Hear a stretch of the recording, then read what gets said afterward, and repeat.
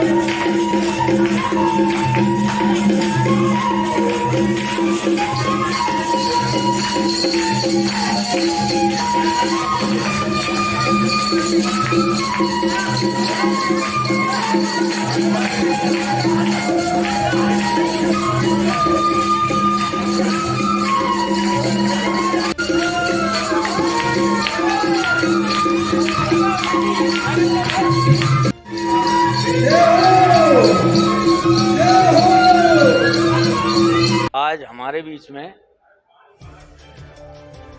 विश्व गीता प्रतिष्ठानम के द्वारा जो त्रिदिवसीय अभ्यास वर्ग का स्थानीय अग्रवाल धर्मशाला में जो आयोजन चल रहा है, तो आज बहुत ही हर्ष का विषय है कि हमारे बीच एक ऐसा अलौकिक कार्यक्रम हमें देखने को मिला जिसमें हमारे अधिकांश कलाकार विकलांग हैं और उन्होंने जो प्रस्तुति दी है अद्वितीय प्रस्तुति।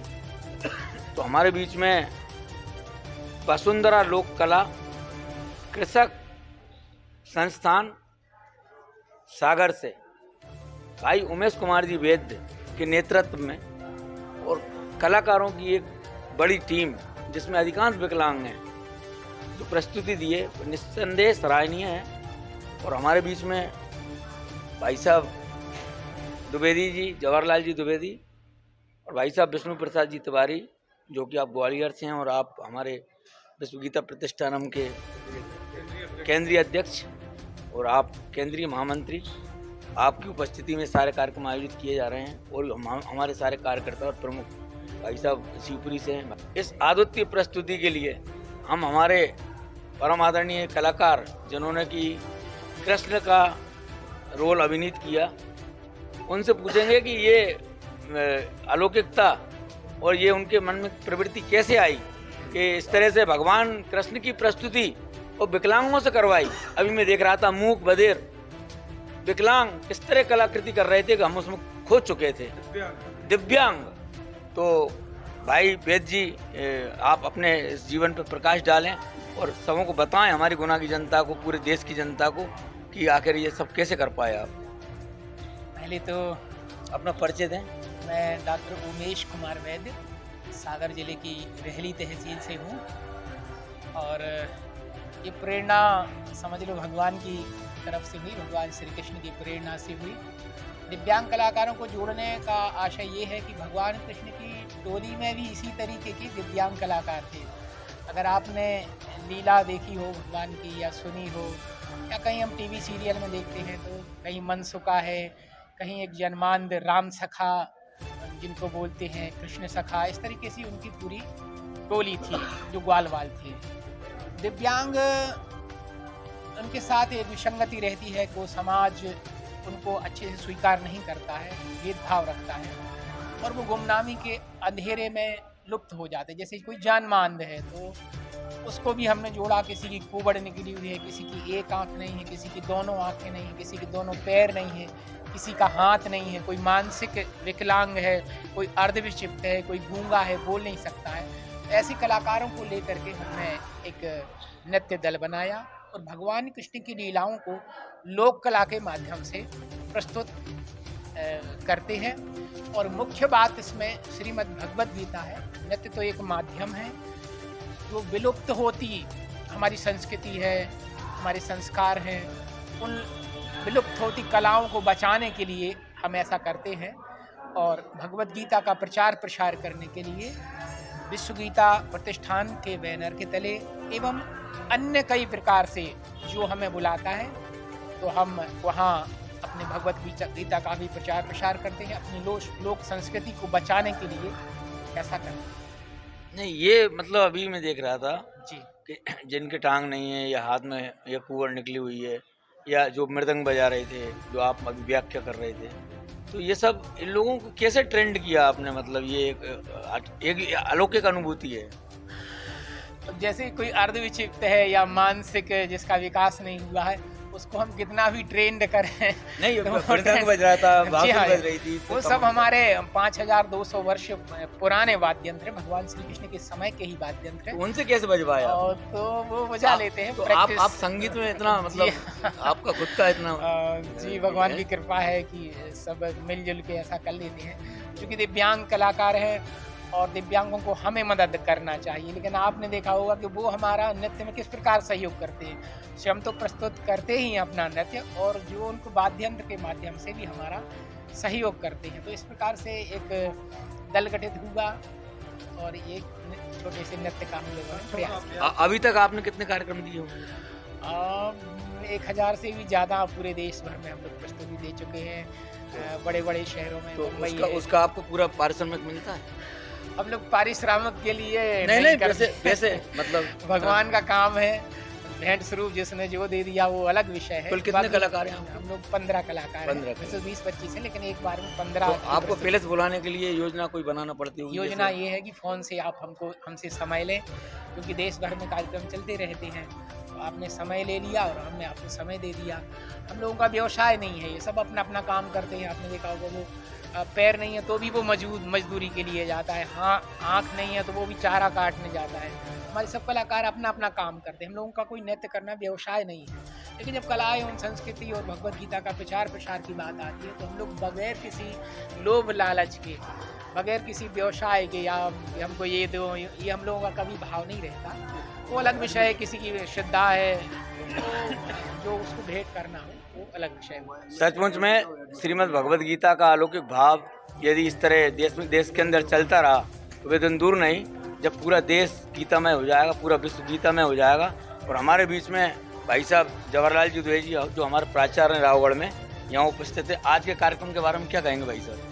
आज का विश्व गीता प्रतिष्ठानम उज्जैनी के द्वारा जो कार्यक्रम आयोजित किया गया, डॉक्टर उमेश वैद्य जी के कुशल निर्देशन में दिव्यांग जनों के माध्यम से गीता के मर्म को, गीता के धर्म को और गीता के कर्म की जो त्रिवेणी यहाँ प्रवाहित हुई है, निस्संदेह गुना के धर्म प्रेमी बंधुओं, गीता अनुरागियों को परम संतोष प्राप्त हुआ है। जैसा मैं कहना चाहता हूँ, आनंद कंद भगवान है और आनंद कंद की वाणी गीता है। वह गीता हम सबके अवसाद को, हम सबके विषाद को प्रसाद में बदलने का उसमें सामर्थ्य है। और उमेश जी के माध्यम से हमको मन मेरा प्रफुल्लित हुआ और श्रोतागण भी अत्यंत आनंद विभोर हुए। हमारे डॉक्टर विष्णु नारायण जी तिवारी जो केंद्रीय महासचिव हैं, इस बारे में आज ही आप पधारे हैं और काफ़ी व्यस्त कार्यक्रम है आपका। तो भाई साहब मतलब क्या अनुभूति हुई आप? देखिए, विश्व गीता प्रतिष्ठानम गीता के प्रचार प्रसार के लिए संपूर्ण विश्व में काम करता है। उसके माध्यम से बहुत से कार्य किए जाते हैं और आरंभ तो किया था गुना के ही जो कर्मस्थली वाले हैं आचार्य रमेश कुमार पांडे जी ने उज्जैन से। उज्जैन के जो पीठाधीश्वर हैं, अवंतिका पीठाधीश्वर श्री रघुनाथाचार्य जी महाराज वहाँ से स्थापना हुई और 25 वर्षों के इस सफ़र में विभिन्न उतार चढ़ाव देखते हुए आज हमारा कार्य जम्मू कश्मीर से लेकर अंडमान निकोबार तक फैला हुआ है। कई प्रांतों में पूरे जिले, कई जिलों में गांव-गांव तक हमारा कार्य हो गया है और गीता के स्वाध्याय के माध्यम से, गीता परीक्षा के माध्यम से, सप्तोत्सव के माध्यम से, सेवा प्रकल्पों के माध्यम से, गौ सेवा के माध्यम से, गीत संगीत के माध्यम से गीता का प्रचार प्रसार हम लोग कर रहे हैं। हमारे साथ में हजारों लोग जुड़े हुए हैं। उसमें गीत संगीत में सांस्कृतिक कार्यक्रम भी आते हैं और इसी बीच में हमारी भेंट हुई डॉक्टर उमेश वैद्य जी से, जिससे ये 4 चांद लग गए। आचार्य रमेश कुमार पांडे जी की बड़ी इच्छा थी कि गीता का नाटक हो और मुझसे कहा भी कई बार, क्योंकि मैं भी नाटक करता हूँ, कराए हैं बहुत सारे नाटक, देश भर में प्रस्तुतियाँ हुई हैं, लेकिन गीता पर नाटक उनके जीते जी मैं नहीं कर सका। और अब अवसर ये आया है कि यहाँ पर गुना में ही ये नाटक हुआ है और उन्हीं के मंच पर, इसी मंच पर यहाँ उन्होंने बहुत से कार्यक्रम किए हैं और ये हुआ, तो बड़ी दिव्य अनुभूति हो रही है। ये गीता अभ्यास वर्ग चल रहे हैं सब जगह, देश में जिलाशाह चल रहे हैं। अभी आज की तारीख में ही अभी दमोह में भी चल रहा है ये, महाकौशल के प्रांत में। और पिछले सप्ताह में कई बार आपका भी जाना हुआ है, जैसे छिंदवाड़ा में गए थे आप, दतिया में भी गए थे आप, अशोकनगर में गए थे, ललितपुर गए थे, तो बहुत जगह जिला शाह कार्यक्रम चल रहे हैं। उनमें ऐसे बहुत से कार्यक्रम हो रहे हैं जिनमें कि सभी लोगों को आगे कार्य करने के लिए प्रेरित किया जाता है, उत्साहित किया जाता है। गीता को सरल तरीके से पर कैसे पढ़ें, कैसे समझें, चाहे वो शिक्षण के माध्यम से हो, चाहे व्याख्यान के माध्यम से हो या नृत्य नाटिका के माध्यम से हो, जन जन में गीता पहुंचाने के लिए हम लोग लगे हुए हैं। और अभी जो कार्यक्रम चल रहा है, इसके बाद में हमारा एक कार्यक्रम और भी है, वो है गंगापुर सिटी में अखिल भारतीय गीता महोत्सव, विश्व गीता प्रतिष्ठानम का रजत जयंती समारोह हो रहा है, इस बार चल रहा है। तो जिलेशाह कार्यक्रम तो हो ही रहे 3-3 दिन के, किंतु इसके पश्चात एक कार्यक्रम बड़ा होगा जो राजस्थान के सवाई माधोपुर जिले में आता है, गंगापुर सिटी। उसमें 25, 26, 27 दिसंबर को 3 दिन का अखिल भारतीय गीता महोत्सव होगा। उसमें बहुत सारे कार्यक्रम होंगे। ये गीता के लिए इनको भी आमंत्रित किया हुआ है, नृत्य नाटिका होगी, उसमें देश भर के विद्वान आएंगे और गीता को राष्ट्र ग्रंथ बनाने के लिए वहाँ की सरकारों से सभी जगह हम लोग आवेदन दे रहे हैं, सभी जनप्रतिनिधियों से निवेदन कर रहे हैं कि सरकारें भी गीता जयंती का आचरण करें और गीता को राष्ट्र ग्रंथ घोषित करें, इसलिए हम लोग लगे हुए हैं। हमारे इस समय यहाँ गुना में पूरे प्रदेश के प्रमुख यहाँ हस्तियाँ मौजूद हैं, केंद्रीय कार्यकारिणी के सदस्य मौजूद हैं। मैं सभी से एक मिनट निवेदन करूँगा कि अपना नाम परिचय दें। और भाई साहब शिवपुरी से पधारे हुए हैं। मैं विष्णु प्रसाद शर्मा मेरा नाम है, केंद्रीय संगठन मंत्री का विश्व गीता प्रतिष्ठान में दायित्व। भाई साहब का बहुत उत्साहजनक काम चल रहा है शिवपुरी में और गुना में। भाई साहब रमेश जी। मैं रमेश कुमार कोठारी शिवपुरी से हूँ। विश्व गीता प्रतिष्ठान संगठन में मुझे संयुक्त सचिव का दायित्व दिया गया है, जो मैं पूर्ण ईमानदारी निष्ठा से उसको निभा रहा हूँ। और ये विश्व गीता प्रतिष्ठान हमारे समाज में जो विकृतियाँ फैली हुई हैं, उनको देख करके हम आने वाली पीढ़ी को संस्कृत से जोड़ना है और गीता से जोड़ना है। गीता यदि घर में होगी, घर घर गीता का प्रचार हो, सदाचार और सद्विचार हो, ऐसा हमारा लक्ष्य होता है। भाई साहब शिवपुरी की जिला संयोजक। मैं ओपी सेवरे मेरा नाम है। मैं शिवपुरी में गीता का प्रचार प्रसार के लिए जो है काम कर रहा हूँ। क्या करते थे? पहले मैं BSNL में उपमंडल अधिकारी था। अभी जनवरी 2020 में मैंने VRS लेके रिटायरमेंट हुआ हूँ और जभी से गीता के लिए काम कर रहा हूँ। धन्यवाद भाई साहब। हमारे कार्यक्रम के संयोजक भाई साहब वीरेंद्र जी।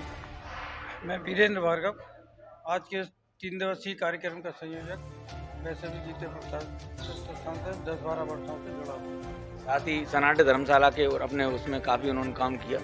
भाई मैं सुधीर सक्सेना विश्व गीता प्रतिष्ठान में केंद्रीय सह सचिव के पद पर हूँ और मैं गुना स्वाध्याय मंडल की ओर से आदरणीय वैद्य जी का और हमारे जो केंद्रीय कार्यकर्ता आए हैं उन सबका आभारी हूँ, पूरे गुना मंडल की तरफ से सभी को। भाई अंकित जी, हमारे पांडे जी के आप पुत्र हैं और आपके द्वारा बहुत प्रभावित कार्यक्रम हमारे भाई साहब संस्थापक रमेश कुमार जी पांडे असमय हमसे विदा हो गए हैं, और लेकिन आज उनका कार्य आप देख रहे हैं पूरे जीवन थे। आप उनके छोटे सुपुत्र भाई अंकित पांडे जी। मैं अंकित पांडे, जिला संयोजक, जिला गुना विश्व गीता प्रतिष्ठानम। गीता के प्रचार प्रसार के लिए गीता स्वाध्याय के माध्यम से घर घर गीता का प्रचार हो, इसके लिए पूरी तरह से कार्य कर रहा हूँ और सभी से अपेक्षा करता हूँ कि वो भी आगे इस कार्य को आगे बढ़ाएं। गुना जिले में काम कहाँ है? गुना जिले में गुना जिले में अपना आरोन तहसील में, बीनागंज में, चाचौड़ा में, पास ही के गांव महूगढ़ा में और बमोरी में भी अपन अपना कार्य सभी दूर जिले के अंदर काम फैला हुआ है। और भाई अंकित जी बहुत अच्छा काम कर रहे हैं, इस समय बहुत सक्रिय हैं। भाई मनोज। जय गीता माता। दिवंगत आचार्य रमेश चंद्र पांडे जी के साथ ही स्थापना के समय से ही मुझे उन्होंने प्रचार प्रमुख का दायित्व दिया था। लगभग 25 वर्षों से मैं गीता के प्रचार प्रसार में लगा हुआ हूँ और आज उनकी आत्मा ये देख कर बड़ी प्रसन्न हो रही होगी कि आज जो है आनंद वर्षा है डॉक्टर उमेश वैद्य जी के सानिध्य में जो नृत्य नाटिका का आयोजन किया गया, इसमें सभी लोग जो है आनंदित हुए और सभी लोगों ने जो है नृत्य किया। हमारे पूरे केंद्रीय कार्यकारिणी के सहित सभी लोग उपस्थित सभी लोगों ने भाव विभोर होकर आनंदित हुए।